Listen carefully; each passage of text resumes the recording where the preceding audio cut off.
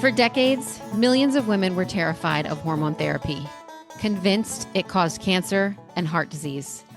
But what if that fear wasn't backed by the science we thought? What if the study that changed everything was completely misunderstood, and women have been suffering needlessly ever since?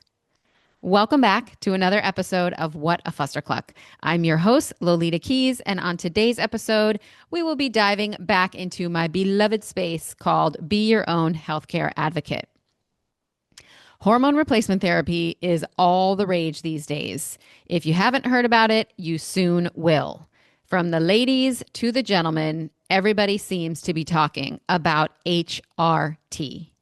So on this episode, I'm going to be covering hormone replacement therapy, why it's so critical, most notably for women. Guys, I'm going to get to you too. And this episode is important for you because it will help you understand what your lady will eventually be going through or what she has already experienced.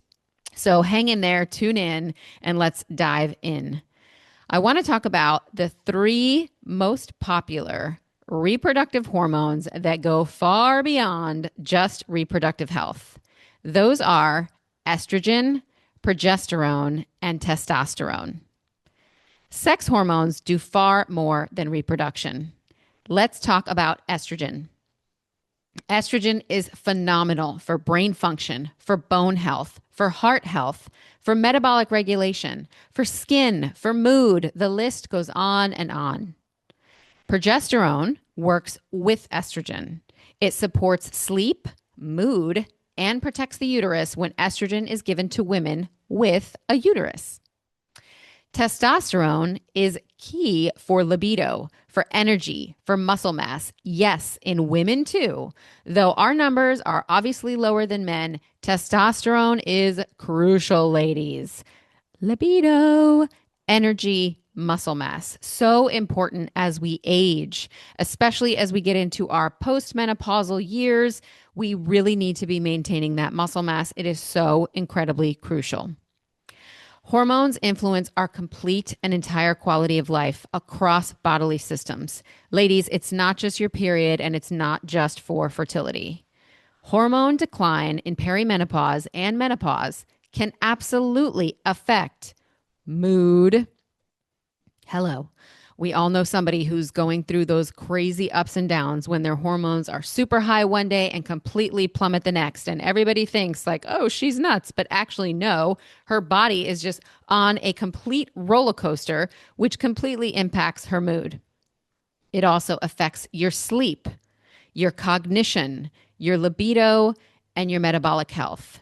Nobody likes to hear that. What does it mean when our metabolic health is impacted negatively? Well, we tend to put on weight, whether that's fat, water weight, or both.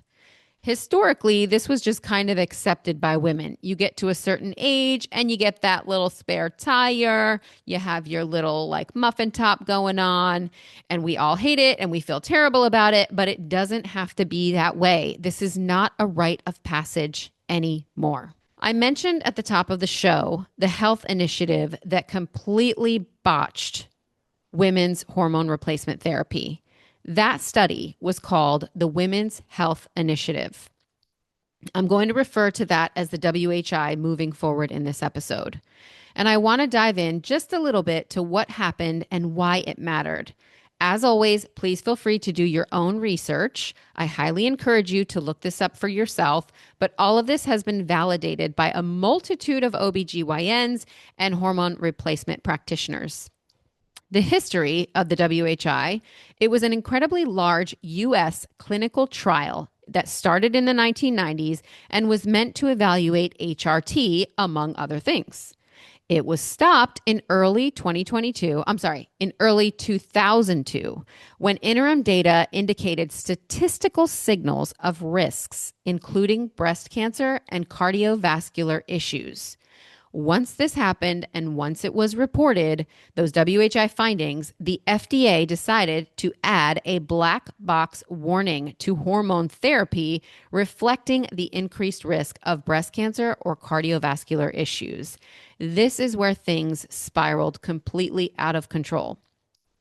There were thousands of women maybe hundreds of thousands, but definitely thousands upon thousands of women who were on hormone replacement therapy, namely estrogen, who were immediately taken off or stopped taking the estrogen simply because of the terror and the fear that they started to feel that taking this hormone was going to give them breast cancer or increase their risk of breast cancer or increase their risk of heart attack, which, ladies, I know we talk a lot about breast cancer, but heart disease is prevalent among both men and women. I believe it's the number one killer across male and or female.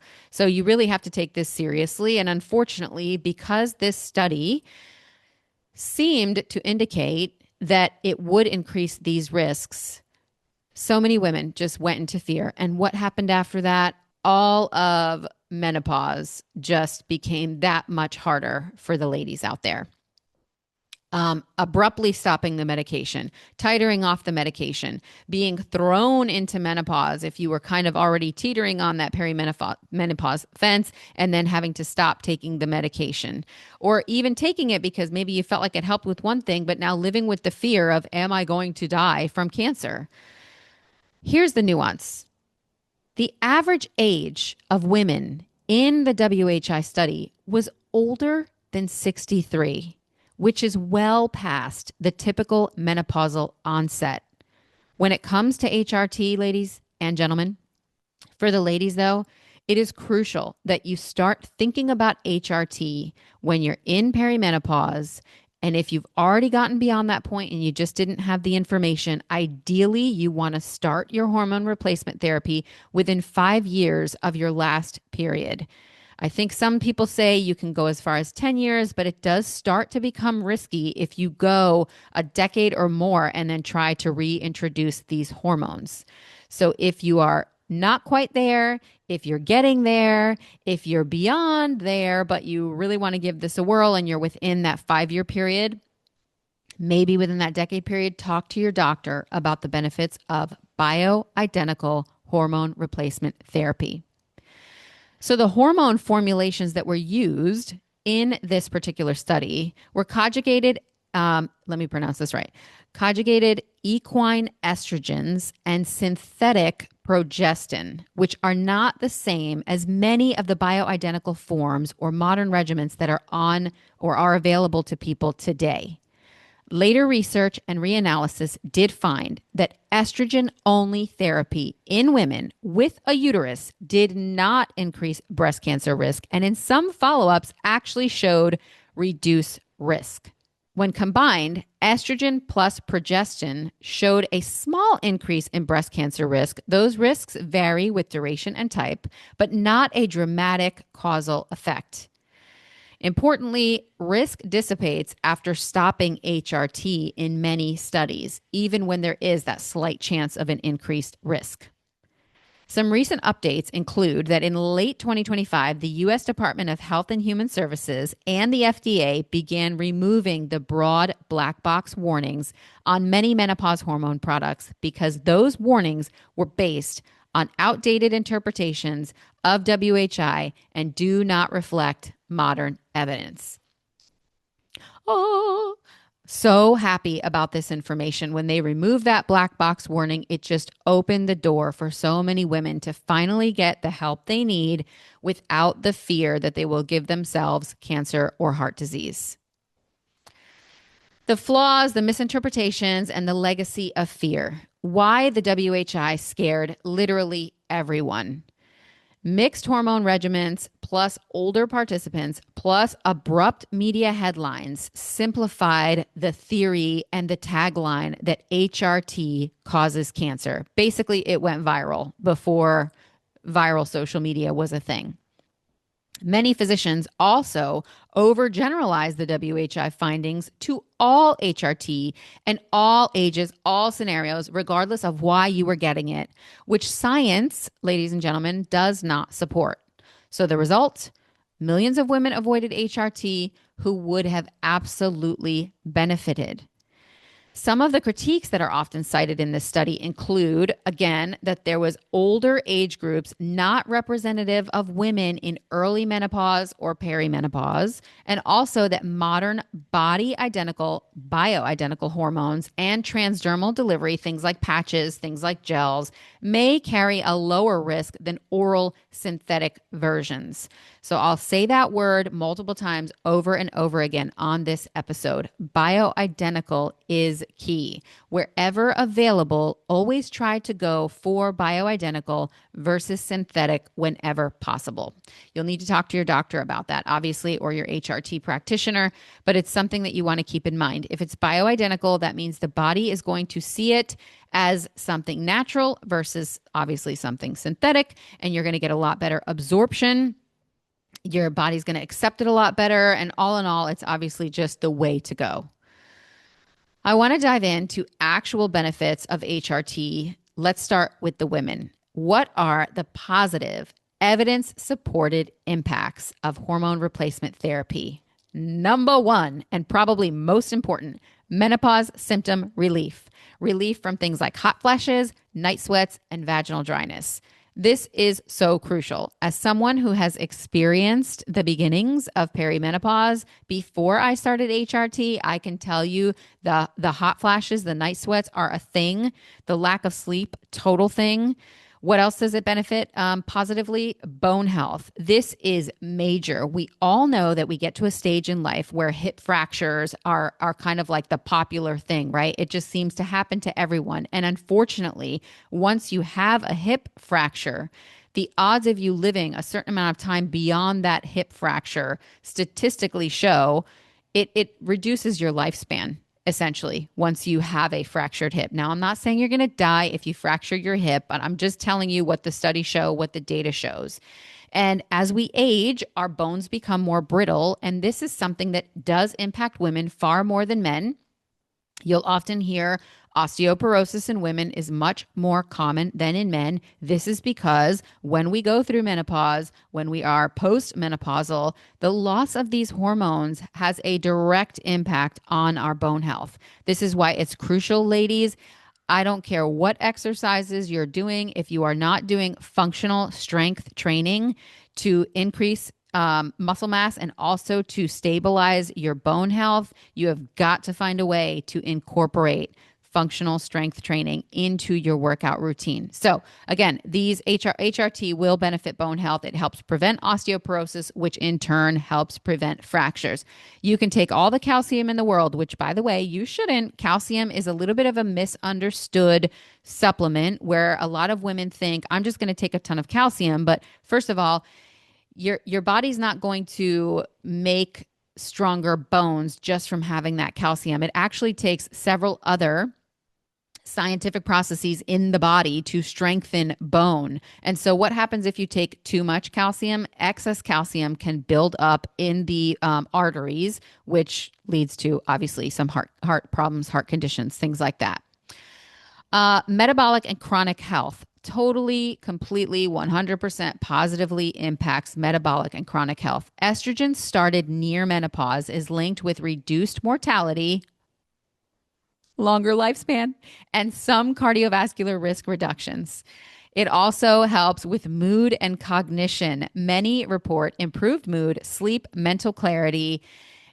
And speaking again as someone who is on HRT, coupled with obviously several other supplements that I take. Number one, the Frequence line of products that I take, FREQUENSE. Please email me, what a Fuster Cluck, LK@gmail.com for more information on those supplements. Those supplements coupled with my HRT, I cannot tell you, ladies and gentlemen, what a benefit these things have been for me as far as mood and cognition. I have probably better recall at this stage of my life than I had when I was in my 20s, when I was in my 30s, when I was eating poorly, when I wasn't working out as good. I had a ton of brain fog, all of that just literally completely gone. I promise you, I get out of bed every morning. I have no aches, no pains. I have no like funky aching joints. I get up in the morning, I'm ready to go. This, obviously, I've said it before, I'll say it again. It takes dedication, it takes consistency, it takes regularity, making things a habit. I work out almost every day. I really, really do my best to eat as clean as possible. These things impact your longevity, they impact your hormones, they impact your brain health. But starting the HRT for me, total game changer, especially when I started progesterone. So I'll get into that in a little bit. But these are just some of the things that I can honestly contest to in my own experience. And I'm talking night and day difference, just night and day difference. Unbelievable. I swear, I know this is going to sound totally over the top, but it's like a miracle. It really is. When you start going through perimenopause and you start feeling the effects, experiencing the effects of that roller coaster that I mentioned earlier, it really feels hopeless. And you have no idea how long you're going to be in this on this roller coaster ride, right? Your body, Mother Nature, they're going to do their thing. But having the support of the bioidentical hormone replacement therapy that I'm on now has been a game changer for me as far as just feeling better, sleeping phenomenally. I sleep better now probably than any other point in my life since I was a kid. I would honestly say that with full, complete truth, transparency. I sleep so much better now, especially since I introduced progesterone into my HRT repertoire. I don't want to make it seem, though, like all of these things come without any risk. So there are some risks and considerations that you do need to speak to your healthcare professional about. When you combine estrogen and progesterone regimens, especially older synthetic forms, many of them can have modest increases in breast cancer risk. So tailored formulation really does matter. It really does matter. Don't just pop in the first pill that your OB prescribes to you. And I'm talking about birth control. These things do carry a risk of increased stroke. And again, remember, I'm talking now about the synthetic forms. So be careful if you're still using those synthetic forms. There's something else called venous thromb. Okay, let me pronounce this one right. Another thing that you want to be aware of is something called venous thromboembolism. I'm completely botching the pronunciation of that, but there is a risk with synthetic estrogen. This risk does exist, especially in early use.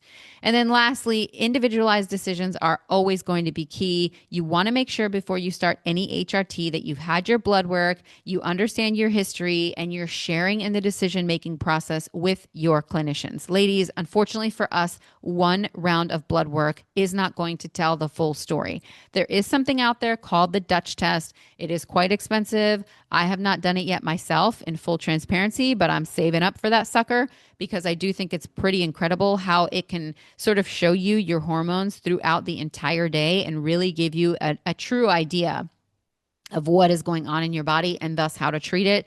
But blood work just gives you like a snapshot, a snapshot in time, I'll say. And one thing that you want to be aware of is where you are in your cycle. So as you begin this HRT journey and you start doing your blood work more frequently, try to time it with different points in your cycle so that then you can really start to see that full picture. All right, dudes, here we go. This conversation is for men too. HRT is for men. Now, I will say, I think it's been for men probably longer than it's been for women. I think we all know that doctors were focusing heavily on things like Viagra and making bajillions and bajillions of dollars off of these things well before they were even thinking about what was going on with us ladies. But I'm not here to poo-poo on you guys. I get it. If I could have a magic pill that was like amazing for libido, I would probably take it too. So I'm not faulting the dudes for the fact that the industry just knew this was the easier fix. And Viagra actually in general wasn't even created for erectile dysfunction. Look up that backstory. I think there's a movie out. I've not seen it, but I've heard it's really good that sort of tells the story about Viagra. I think it might have been studied as a heart medication, maybe. Fact check me on that. But it was not invented for erectile dysfunction. So that's kind of funny. But actually, in small doses, things like Cialis can actually have really positive impacts on a man's cardiovascular health. So why might a dude consider HRT and like when in his life is the right time to do this? Unless you have a serious medical condition, guys, I do not recommend doing HRT or starting testosterone when you are young. What does that mean? Definitely teens, definitely 20s, and like in your 30s, you might want to start thinking about it just depending on where you are. But before you dive into the actual hormone replacement, there are many ways. And actually, this goes for both guys and girls, ladies and gentlemen.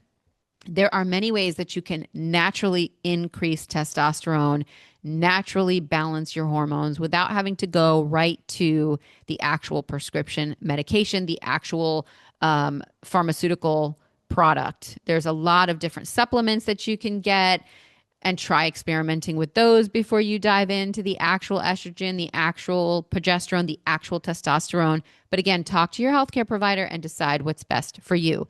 Because this is one of those things, ladies and gentlemen, where once you start, you kind of can't stop. Technically, you can stop, but number one, that might come with its own health risks that you want to talk about with a healthcare professional. You might want to titer off of it before you stop it completely, something else that you want to think about. But again, once you start it, you really don't want to stop it. So you have to be ready to go all in for the long haul.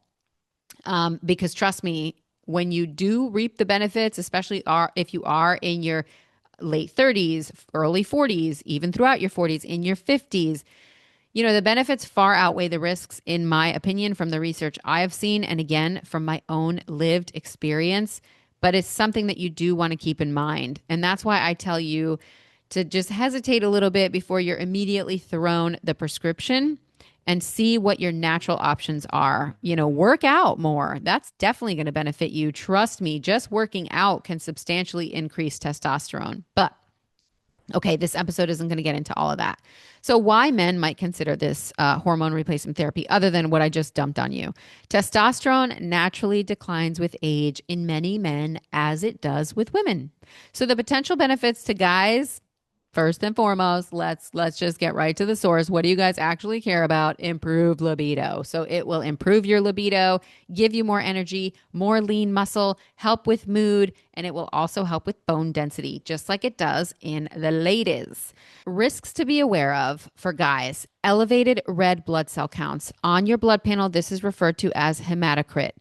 Cardiovascular risk debates are currently going on. Impact on fertility, potential exacerbation of prostate conditions.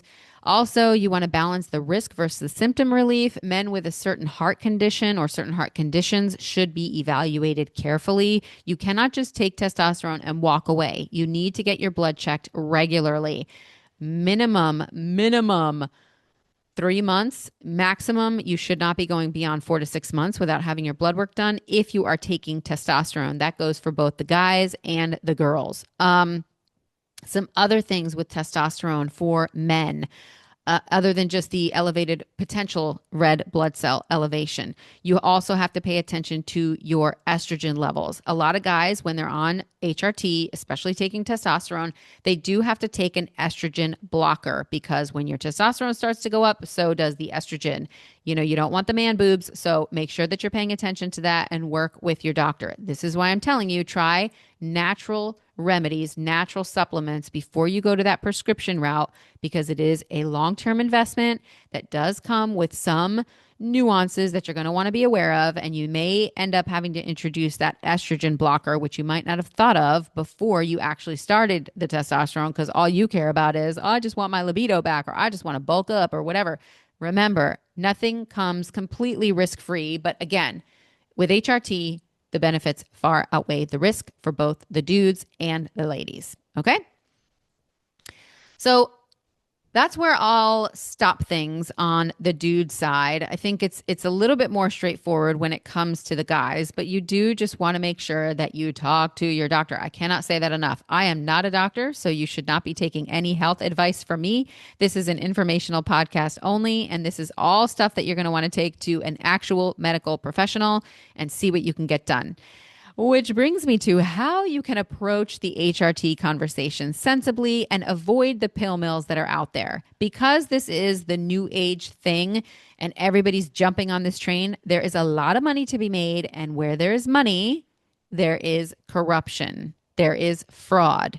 So please, please approach HRT sensibly. Start with supplements, start with changing your diet, start with regular exercise, start with sunlight, start with paying attention to how you're breathing, seeing if you can reduce stress, working out, all of these things. Not reducing working out, don't get it twisted. I mean, actually start working out more. That came out after the wrong statement. Try all of these things before you just jump in, because there are truly, truly, truly a lot of pill mills out there. And I would caution you that unless your testosterone was in the tank when you went to an HRT doctor and got your blood drawn, and they are immediately pushing, high doses of testosterone on you, like abort mission probably. Make sure when you go in, you kind of tell them how you want to start and what your thoughts are. Again, if your hormones are in the tank and you're ready to go all in and you've already tried some of the homeopathic stuff, then do what you got to do. I'm not going to tell you no, I'm on it myself, but just be sensible about it. And some pitfalls that I want you to avoid, as I said already, are those clinics that push the high dose hormones without thorough evaluation, or those pill mills that take what I call a one size fits all perspective, where all of a sudden you'll notice everybody you talk to, everybody that goes to a particular HRT clinic is all on the same protocol. Now, in some ways, that is accurate. For women, especially, a lot of us are seeing the same thing in our blood work when we're in that perimenopausal phase of our life. So we're seeing we need to pay more attention to our thyroid numbers, right? We're seeing that we need to look at our progesterone levels, our estrogen levels, our testosterone, our free testosterone. There's all these different things that your practitioner will go through with you in your blood work. And I'll do a deeper dive on how to read your blood panel in a subsequent episode after this one. But you do want to make sure you kind of know what those things are, because it's going to open your eyes to all kinds of things that you may not have been aware of before. So avoid the pill mills, avoid the one size fits all protocol. Everything should be tailored to you, to your body, to your lifestyle, to your blood panel. Some best practices that you can think of: you want a comprehensive baseline lab. This is going to include both your hormones and your metabolic panels. This is not just what your doctor's calling in for you every year. This is not just your basic blood panel. You want to look at things like your vitamin D, your vitamin B, just your cholesterol, but do a deeper dive on your cholesterol. Ask them to check your apolipoprotein A and your apolipoprotein B. Again, I'm sure a lot of you are like, what the hell is that? In a subsequent episode, I'll go through how to read your blood work and types of things that you can ask for.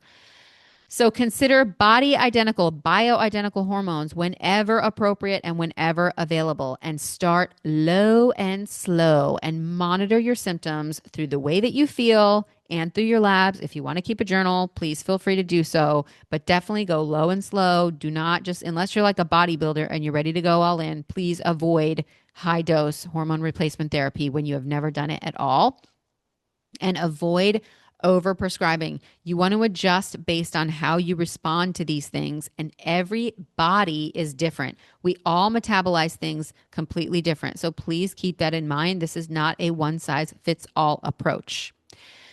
When HRT can become most helpful, so I alluded to this earlier in the episode, but just to kind of really hone in on some of the bullet points that I have on this, obviously perimenopause goes without saying. Early intervention may reduce symptoms and severity. In my case, it 100% did exactly that. Early menopause is another place to start. As I said, within 10 years of your last period, studies suggest that this gives you a better risk-benefit profile. The sooner you start HRT, the better. If you're a woman who's already well beyond that decade post-menopause, please don't feel defeated. Again, talk to a healthcare professional. Talk to a nutritionist. There's a lot that you could be doing to support your body, to help better balance your hormones, that don't necessarily involve HRT, that you want to, be aware of. I don't want you to feel hopeless just because maybe you think I've missed the mark on this, right? I didn't get it. I didn't get in early enough. I'm way beyond the point of repair or help. It's never too late for some level of intervention. So don't give up. Bone health has to be a priority. Again, this HRT reduces fracture risk long term. Remember the fractured hip scenario.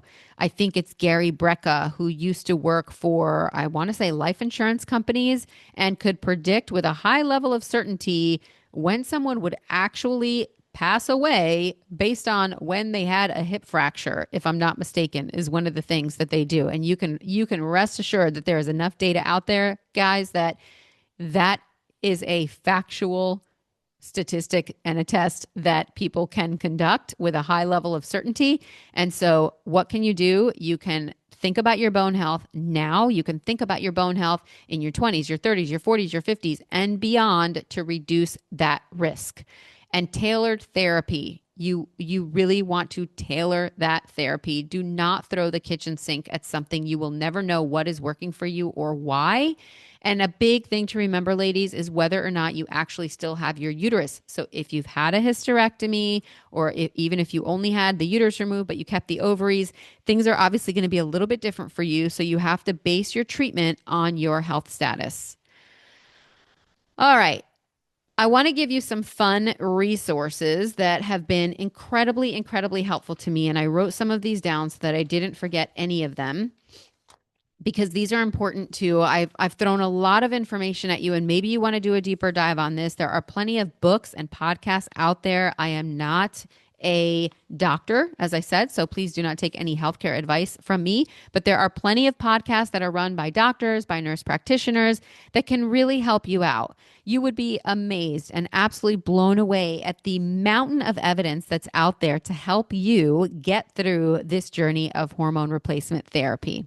All right, I'll give you a few of those now. So, books and podcasts. There's one called The New Menopause. This is by Dr. Mary Claire, I believe. There's one called The Estrogen Fix. This is evidence based menopause insights. Another called Hormone Intelligence by Aviva Ram. This actually is an integrative perspective, so that'll be a good one to check out. And then again, there's tons of menopause podcasts out there. You can check them all out for yourself. A lot of these authors actually have those menopause podcasts. There's one called The Hot Flash Inc. Balanced Bites is another one. I love Balanced Bites. It's not entirely all about HRT, but they definitely do cover it. So that's a great one to have in your podcast repertoire. Uh, Medical sources that you can go to, I'm going to tell you right now, I am not a huge fan of the FDA or the WHO, so I'm certainly not going to tell you to go there. But just do your own research. Go beyond just the Google. Go to ChatGPT, go to ChatGPT,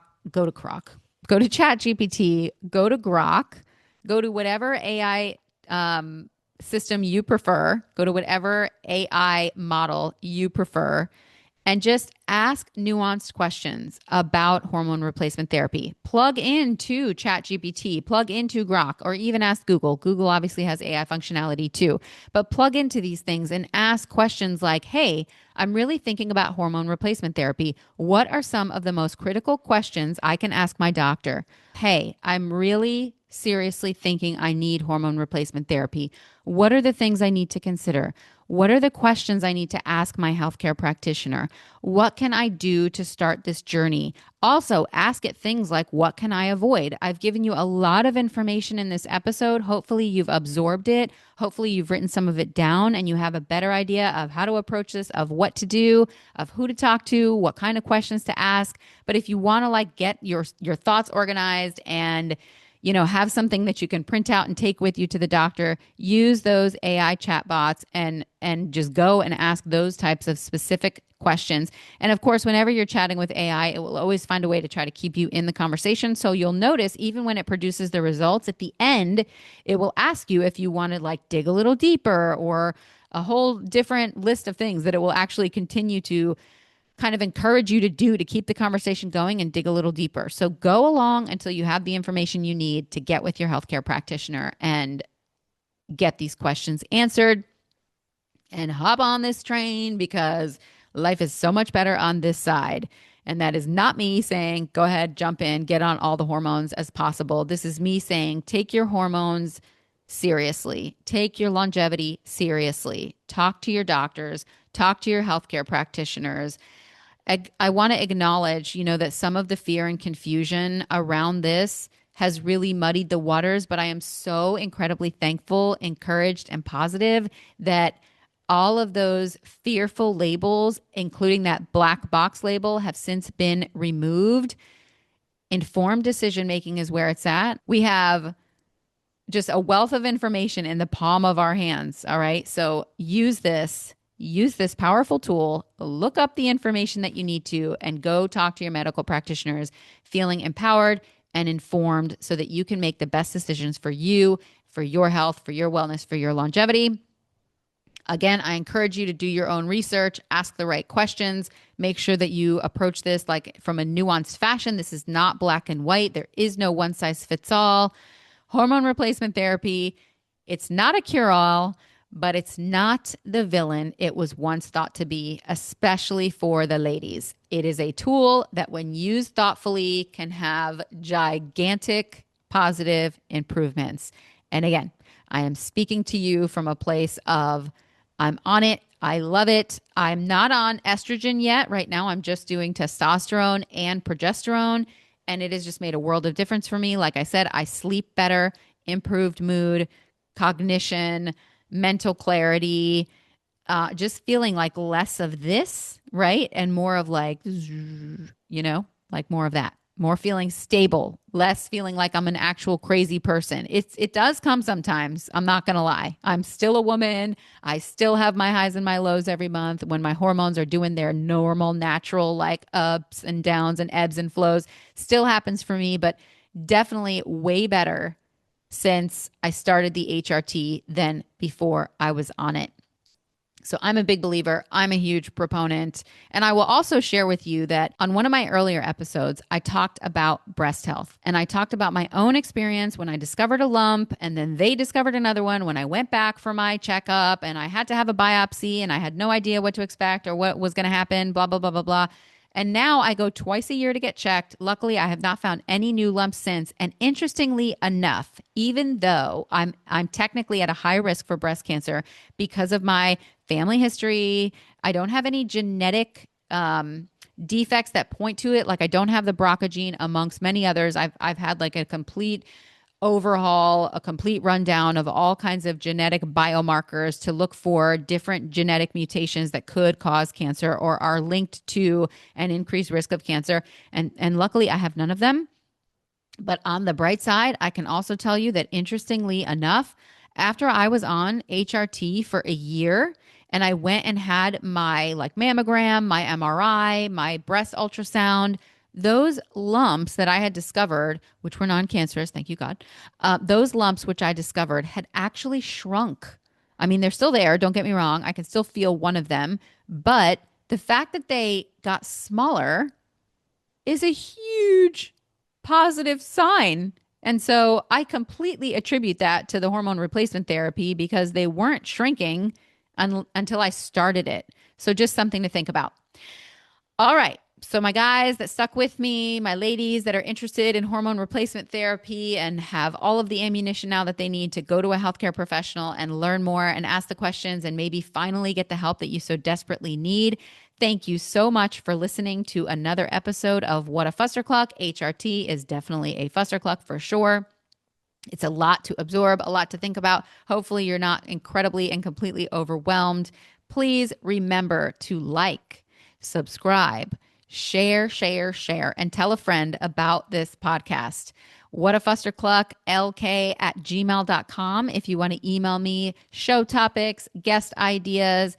Always love hearing from you. Appreciate the time you put into listening and sharing and liking and all the things. The podcast only grows when you rate it, when you like, when you share, when you subscribe. Any big podcaster that you listen to will like give you this same verbal dump on every episode. So you can rest assured you'll be hearing it from me too. Thank you again for listening.